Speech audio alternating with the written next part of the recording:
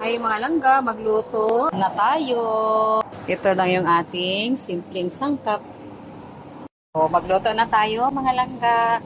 Lagay tayo ng mantika. Tapos, yun, tunawin natin.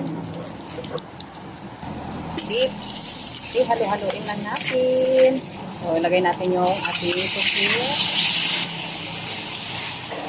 Okay, maglagay tayo ng oyster sauce. Halukayin natin para hanggat manuot ang kanyang mga lasa sa karne. Okay, maglagay ako ng asin ayon sa ating panlasa. Mag-keep sarap. Okay, yun lang. Lagay natin carrot, heavy beans. Halukayin lang natin. Maglagay tayo ng tubig. Pakuluan lang natin. Ilagay natin yung ibang gulay. So, kumulo na. Tikman natin. Ang sarap.